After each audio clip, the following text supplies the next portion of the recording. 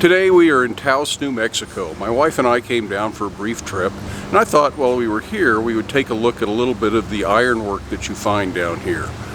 We have taken a look at some of the historic ironwork in a museum and such before, but I thought we would just look around town a little bit. But I thought we would take a look around town and just look at some of the interesting ironwork that you do find around Taos. And I'm not necessarily talking about the welded up tourist art stuff, although it's kind of fun in its own right. But I'm talking about some of the work that's actually on the buildings, the hinges, and some gates that are down here on Bent Street, which are some really quite interesting gates, even though they are not purely blacksmithing. They have a lot of blacksmith work in them. We're going to have to get in close to see this well. But you can look at this massive hinge that's on here. Here's my hand for comparison. So that hinge is about 4 inches long, probably 6 or 8 inches tall. Some nice, simple forged leaves. Most of this is arc welded together, although you can see some rivets in here. Some wrapped collar work to help hold it together. I really like these great big leaves here. This is all about 1/8 inch thick material. Some of this was undoubtedly cut with a torch. I think this is welded on as opposed to being forged out of one piece.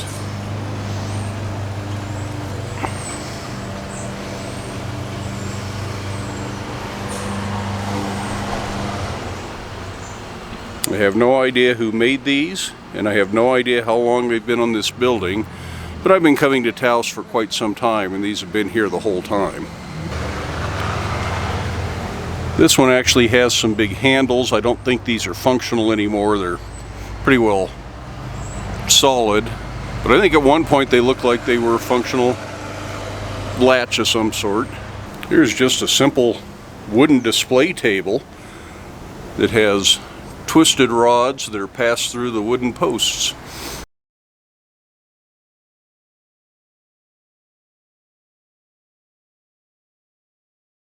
Up on the walls of the building are these interesting, I don't know if they're flagpoles or if they once held an awning or what they're really there for.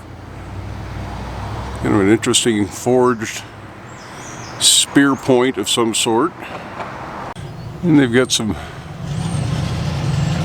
nice mounting plates that those are held to the building with.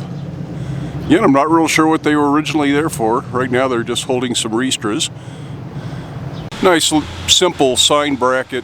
Again, it's largely fabricated, but the scrolls have been thinned and flared out, so there was some forge work involved.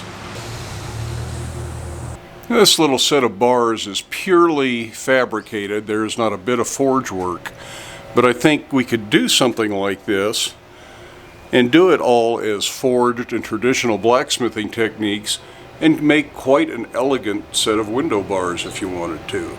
So there's inspiration even in things that blacksmiths did not have a hand in. Of course, most of what we are looking at this morning is not historical work. This is all more contemporary work, probably all done in the last 20 to 50 years. And here are some more window bars that are again primarily fabricated, but they have an interesting forged finial on top.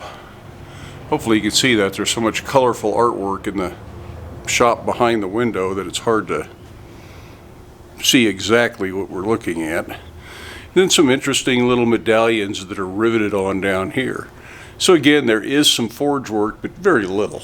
Unfortunately, the Taos Plaza has been upgraded and retrofit and modified so much there's really very little ironwork of any interest in the plaza anymore, but I'll take a walk around and see what I can find. Well, unfortunately, I don't find any interesting ironwork whatsoever actually in the plaza. I am sure the historic plaza at one point had a lot of ironwork, but it's all been replaced with brand new doors and new windows, and there just isn't much to look at. Here's another purely fabricated gate. No real forge work other than the bending of the bars, and that was probably done cold. But some interesting curved lines. But that doesn't mean that you can't still be inspired by work that isn't all forge work. You can be inspired by woodworking, you can be inspired by nature, and you can be inspired by ironwork that is purely fabricated work. These window grills behind me don't have any forge work in them, but there is something about them that could be interpreted in forge work, and you could come up with a similar design that is all forge work.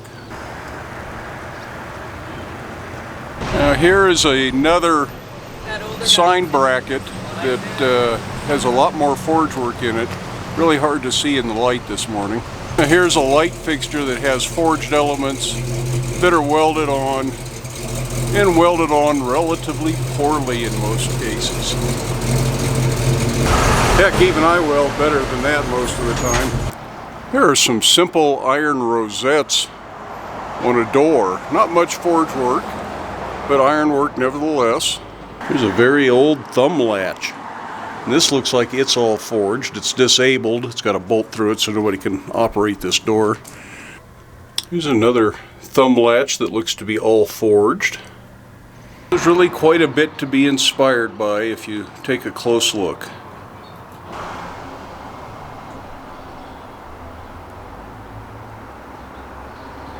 This particular latch looks more commercial than it does forged. Now this set of bars actually has some forge work, even though most of it has been welded. Although I suspect what has been welded here, these look like they might have been punched holes at one point in time, and this bar was probably loose and somebody just couldn't stand that, so they welded it back together. I don't know that for sure.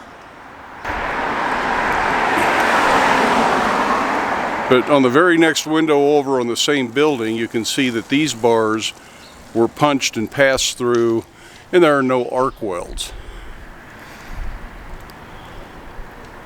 Now here is an almost identical thumb latch to one we saw earlier, so these were probably mass produced. Whether they were forged or not is hard to say. Here's another gate that shows some forge work, some fabrication. There's some punched holes, there's some collars, there's some arc welds. Oh, sorry about the sun. The sun's right in the wrong angle for a lot of this. So that is just a brief stroll through one little area of Taos, just to see what we can be inspired by in the way of ironwork. And I know some of it is not pure blacksmithing, but that doesn't mean that we can't be inspired in one form or another. So naturally, I hope you found that inspiring.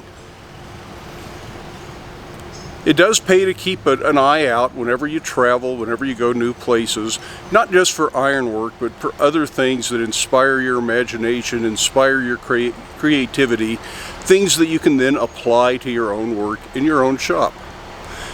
I do hope you enjoyed the video and give it a thumbs up. Love it if you hit that subscribe button. But then, if you've been inspired, get out to your shop, use that inspiration, make something, but do it safely, wear your safety glasses, and we'll see you for the next one. Here are some more contemporary hinges, not much forge work in them, but interesting styling. Now the old ring poles look